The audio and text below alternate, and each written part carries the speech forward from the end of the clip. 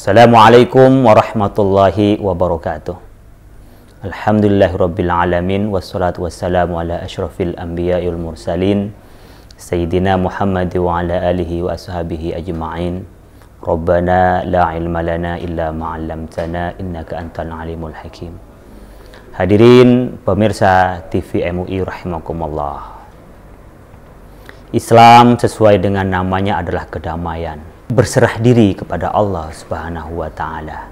Maka pada saat kita berislam, pada saat itu kita adalah senang kedamaian dan cinta terhadap kedamaian. Bukan hanya damai di hati karena kita bertauhid kepada Allah Subhanahu wa Ta'ala, tapi hidup kita membuat damai pada diri kita dan kepada lingkungan kita dan kepada sahabat kita. Maka ukurannya kita baik dan tidak baik adalah diukur sejauh mana kita merasa tenang dengan beragama dan orang yang dekat dengan kita merasa tenang. Mengajak kepada Islam bukan dengan cara kekerasan, bukan dengan cara pemaksaan, tetapi mengajak orang simpati kepada Islam karena kita bisa memberi damai kepada orang lain sehingga orang tertarik dengan agama kita. Hal ini pernah dilukiskan oleh Rasulullah Sallallahu Alaihi Wasallam saat Rasulullah Sallallahu Alaihi Wasallam hendak hijrah dari Mekah ke Madinah. Pada saat itu ada anak muda Yahudi intelektual itu bertanya-tanya, mengapa Rasulullah Sallallahu Alaihi Wasallam mau datang ke Madinah di sedemikian riuknya, sedemikian tersebarnya informasi sehingga orang itu sangat ingin menjemput dan menyambut kedatangan Rasulullah Sallallahu Alaihi Wasallam. Anak muda ini yang bernama Abdullah bin Salam kepingin tahu siapa Rasulullah Sallallahu Alaihi Wasallam.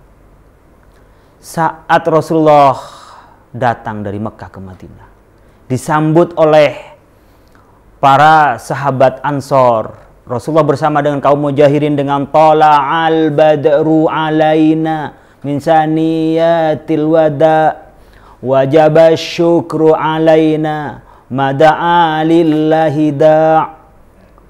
Abdullah bin Salam menyelinap di tengah-tengah kerumunan itu ingin melihat Rasulullah Sallallahu Alaihi Wasallam. Setelah melihat Rasulullah, Abdullah bin Salam, anak muda yang punya intelektual tinggi, mengatakan, wallahi laisa biwajhin kadzabin. Ucapan itu terlontar ketika melihat Rasulullah Sallallahu Alaihi Wasallam, melihat wajah Rasulullah. Jadi dari wajahnya sifat al-amin itu sudah muncul pada saat orang melihat wajah Rasulullah Sallallahu Alaihi Wasallam. Hadirin pemirsa TV MUI rahimakumullah. Wajah tak bisa diingkari. Saat kita melihat orang senang itu bisa dilihat dari wajahnya. Saat orang sedih dilihat dari wajahnya. Bukan persoalan ganteng dan jelek, tetapi ada aura bahasa kita. Ada penampakan yang bisa dilihat dari wajah orang. Kita bisa melihat profesi orang dari wajahnya. Bisa dibedakan wajah pejabat, wajah kiai, wajah perampok, wajah pencopet, wajah orang yang taat kepada Allah, orang beriman, dan wajah orang yang maksiat pada Allah. Kelihatan dari wajah. Tak teringkari dari wajah ini. Maka wajah adalah penampakan dari apa yang di hati kita. Maka kalau wajah kita memberi rasa damai, orang pasti simpati pada kita. Maka kalau kita melihat para artis, ibu-ibu, remaja kita pakai susu, pakai macam-macam agar kelihatan wajahnya tuh senang dilihat. Bukan itu. Dalam Islam, itu bisa memberikan pesona wajah itu dengan cara tidak pernah batal wudhu. Jadi wajah ini bukan semata-mata kulit, tetapi wajah ini adalah pancaran dari hati. Disebut dalam bahasa kita inner beauty. Dari dalam terpancar pada wajah. Banyak orang wajahnya cantik, tapi kayak nggak enak dilihat. Ada orang juga biasa saja, mungkin dikatakan dalam kategori jelek, tetapi menaruh simpati dari orang. Kenapa? Ada dari hati. Demikian ketika Abdullah bin Salam melihat Rasulullah Sallallahu Alaihi Wasallam, wallahi laisa biwajhin kadzab. Ini bukan wajahnya pembohong. Percaya, ini bukan pembohong. Dan kita ingat Kita menerima amanah itu bukan karena semata-mata pandai, tapi karena orang percaya. Maka para nabi, para rasul itu bukan karena dia bertitel profesor atau doktor, tetapi karena dia dipercaya sehingga apa yang disampaikan orang mau menerimanya. Maka pertama itu yang terpancar pada Abdullah bin Salam. Tertarik dia. Melihat Rasulullah, tertarik dengan ajaran yang dibawa oleh Rasulullah. Maka memperjuangkan Islam tidak perlu dengan cara beringas. Itu membuat orang malah kabur dari Islam. Pertama. Setelah itu Abdullah bin Salam masih juga penasaran dengan Rasulullah. Seperti apa sih kalau Rasulullah itu ngomong, pidato, bercerita? Seperti apa kalau Rasulullah berbicara? Nunggulah Abdullah bin Salam. Setelah Abdullah bin Salam itu menunggu Rasulullah SAW bicara di depan masyarakat. Ada 4 pesan yang membuat Abdullah bin Salam itu benar-benar terpesona dengan Rasulullah. Masyarakat berkumpul, Rasulullah berpidato. Ayyuhan nas, wahai umat manusia. Bukan ayyuhal mu'minun, bukan orang-orang iman, tapi ayyuhan nas, semua umat manusia. Apa pesan Rasulullah? Afshus salam. Yang pertama, sebarkan salam. Bagi kita mungkin salam itu assalamualaikum, ketemu assalamualaikum. Tapi lebih dari itu, assalam itu adalah kedamaian. Coba kita pikirkan. Kita akan ngajak teman itu selalu bersama kita karena kita damai, yaitu percaya pada dia. Orang ingin mengangkat satu tingkat atau pangkat tertentu, atasannya akan menilai ini bisa dipercaya atau tidak. Saya damai atau enggak? Kalau saya menyerahkan kerjaan pada dia, dia damai atau tidak? Afshus salam. Kalau kita dengan orang dia damai tidak sama kita. Kita beda coba kalau kita sudah dekat dengan orang yang mukanya beringas. Kita tidak merasa damai. Mau naruh handphone aja kita hati-hati. Dompet dipegang terus, takut hilang. Kenapa? Tidak ada damai. Maka Nabi sampaikan pertama, afshus salam. Ketika kita hidup di lingkungan kita, jangan sampai menjadi tetangga yang tidak memberi damai kepada tetangganya. Ketika kita hidup bermasyarakat, jangan sampai merasa ada teman merasa tidak terancam dengan keberadaannya. Maka tidak memberi rasa damai. Tapi kalau orang bisa membawa damai kemana-mana, orang akan bertanya, dia itu ajarannya apa? Prinsipnya apa? Moto hidupnya apa? Lebih lanjut lagi, agamanya itu apa? Maka Nabi yang pesan pertama adalah afshus salam. Setelah kita memberi kedamaian, Nabi menyebut yang kedua, wasilul arham. Cobalah kita ini jalin silaturahim. Kalau kita bicara silaturahim hanya kepada famili saja, kepada teman dekat saja. Padahal wasilul arham itu artinya suatu yang paling mendasar manusia adalah rahim. Maka kalau dimaknai lebih luas wasilul arham artinya kita memperbanyak networking. Orang bisa kelihatan baik dan buruknya itu apa kata temannya. Pertama bisa dilihat temannya itu siapa saja. Kalau bergaulnya dengan ulama, insya Allah ini orang baik. Kalau gaulnya sama copet, insya Allah orang itu juga ngerti atau minimal melindungi copet. Kalau itu orang bergaul dengan perampok, paling tidak dia tukang tadah dari hasil rampok kalau tidak ikut merampok. Orang sering menyebutnya kalau dekat dengan orang jual minyak wangi, insya Allah ketularan wanginya.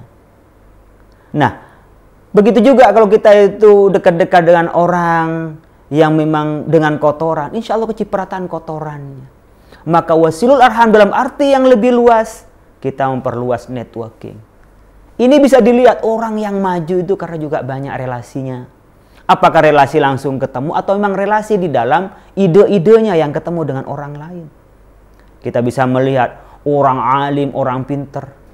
Itu kurang bisa beri manfaat banyak kalau tidak silaturahimnya itu baik. Silaturahim bisa ceramahnya, bisa tulisan bukunya, bisa juga dengan dakwahnya.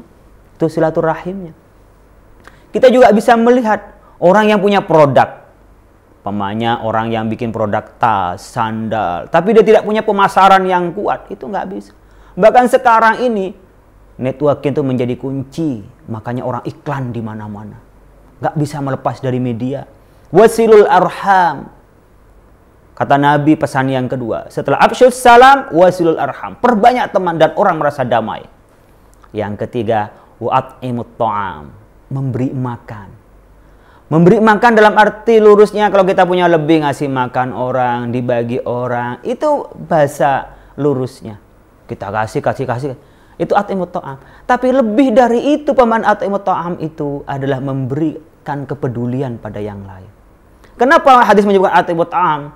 Karena Allah pernah menyebutkan dalam Al-Qur'an, "Falyabudu hadzal bait alladzi at'amahum min ju' wa amanahum min khauf." Sembahlah Allah, ini Tuhannya Baitullah. Apa alasannya? At'amahum min ju', karena memberi makan dari lapar. Maka di sini Nabi Muhammad mengatakan wa at'imut ta'am, karena biasanya orang menggambarkan kepada perut yang lapar itu terjadi. Mungkin orang itu marah-marah, tak terkendali, dan orang mungkin juga merasa bahagia ketika sudah terpenuhi. At-ta'am itu lebih kepada basic need, kebutuhan dasar kita. Tapi lebih dari itu adalah kepedulian kita.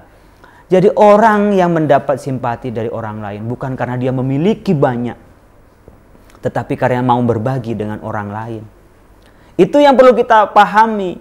Orang kadang-kadang pamer karena punya mobil mewah, rumah luas, lalu jam tangannya yang mahal, dan semua yang sifatnya mewah. Bagi orang tidak berarti apa-apa. Mungkin gaya karena dirinya pamer.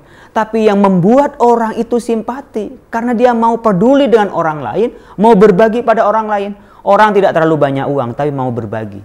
Sama dengan kita punya ilmu. Mungkin dia alim tapi nggak pernah ngajarin orang, tidak pernah memberitahu orang. Tidak ada orang simpati. Punya ilmu 2 atau 3 tapi menyampaikan ilmunya itu sangat memberi simpati pada orang dan bisa bermanfaat kepada orang lain. Khairun nasi indallahi anfa'uhum linnas. Sebaik-baik manusia adalah orang yang bermanfaat kepada orang lain. Itu pesan Nabi Muhammad SAW yang ketiga. Yang keempat, pesan Nabi Muhammad SAW, wasallu bil laili wan nasu niyam. Pesan yang keempat dari Rasulullah, sholatlah di malam hari sedangkan orang-orang itu sedang tidur. Kita tahu kalau kita doa di sulusul lail utamanya atau setelah nisful lail, doa kita diterima oleh Allah Subhanahu wa taala. Maka kebiasaan umat Islam itu, orang yang beriman kepada Allah, saat orang tidur kita sholat kepada Allah. Saat malam hari kita munajat pada Allah. Itu arti pada hadis. Tapi arti lebih luas, bahwa pada saat orang lalai lupa kepada Allah, kita ingat pada Allah. Kita lihat sekarang orang pada lebih melihatnya dengan pangkatnya, dengan hartanya, dengan hal yang lain yang dimilikinya. Tetapi lupa bahwa kita ini akan dimintai pertanggungjawaban oleh Allah. Kita lupa, kita ngotot menghalalkan segala macam cara untuk mendapatkan harta, untuk mendapatkan pangkat. Padahal kita yakin bahwa semua sudah diatur oleh Allah. Harta kita diatur, semua ini sudah diatur oleh Allah. Mengapa kita ngotot bahkan menghalalkan segala macam cara? Kewajiban kita hanyalah bekerja dan berusaha keras. Sama dengan kita yakin kepada Allah Subhanahu wa taala bahwa harta yang kita sedekahkan itu akan kembali lebih banyak. Kenapa kita kikir dan kenapa kita pelit? Itu yang kita membuat lalai. Kenapa? Karena semua dihitung matematis. Bahwa kalau kita kerja begini, kita akan dapat sekian bisa dikumpulkan. Tapi tak pernah berpikir bahwa kita dibagi oleh Allah dan Allah bisa memberikan tanpa diduga. Kapan? Saat orang itu ingat kepada Allah, orang lain tidak ingat. Kita seringkali ingin mengharap dari Allah hal-hal yang luar biasa, hal-hal yang di luar dugaan kita. Tetapi mengapa dugaan kita itu selalu yang terduga dan mengapa kerjaan kita suatu yang diduga? Jangan mengharap kita menjadi luar biasa kalau pekerjaan kita biasa-biasa saja. Kita bisa menjadi luar biasa kalau kita mempunyai pekerjaan yang luar biasa. Begitu juga kalau kita hitung-hitungan terhadap apa yang kita dikerjakan, maka yang didapat oleh kita sesuai dengan hitung-hitungan itu. Maka kalau kita bekerja tanpa dihitung-hitung itu, maka kita akan mendapatkan dari Allah yang tanpa dihitung itu. Sabda Nabi, Afsyus salam, sebarkan kedamaian. Wasilul arham, ikatlah tali persahabatan, silaturahim dan networking itu. Wa at'imut ta'am, kita juga berbagi dengan yang lain. Kita mau peduli kepada yang lain. Wa sallu bil laili wan nasu niyam, salat di tengah malam pada saat orang tidur. Kita ingat kepada Allah pada saat orang-orang itu lalai. Apa janjinya? Tadkhulul jannata bisalam. engkau akan masuk surga dengan damai. Maka kedamaian itu adalah berangkat dari perilaku kita. Kedamaian berangkat dari kondisi kita. Ini disampaikan oleh Nabi Muhammad SAW. Dengan 4 pesan dan melihat wajah Rasulullah SAW, Abdullah bin Salam itu ikrar pada saat itu masuk Islam kepada Rasulullah SAW. Inilah cara dakwah Rasulullah. Memberikan perilaku yang baik, memberi kedamaian kepada orang lain, memberikan akhlak yang baik, memberikan ucapan-ucapan yang baik kepada orang lain, maka orang lain dengan sendirinya akan simpati kepada agama kita dan kita akan masuk Islam. Pemirsa TV MUI rahimakumullah, dari cerita tadi kita bisa mengambil hikmah bahwa kita sebagai umat Nabi Muhammad itu diperintahkan selain kita taat kepada Allah, iman kita perkuat, tapi kita juga diamanahkan untuk menyampaikan dakwah kita. Cara dakwah seperti apa? Yaitu dakwah kedamaian, dakwah yang memberi rasa tenang kepada orang lain, ajaran-ajaran yang memang menjadi pilihan dan kebutuhan orang lain, dan itu sesuai dengan ajaran Rasulullah Sallallahu Alaihi Wasallam. Pemirsa TV MUI, kita sambung pada pertemuan berikutnya. Mudah-mudahan bermanfaat dan mudah-mudahan kita dapat mengamalkan tuntunan Rasulullah Sallallahu Alaihi Wasallam. Demikian, wallahul muwaffiq ila aqwamit thoriq. Assalamualaikum warahmatullahi wabarakatuh.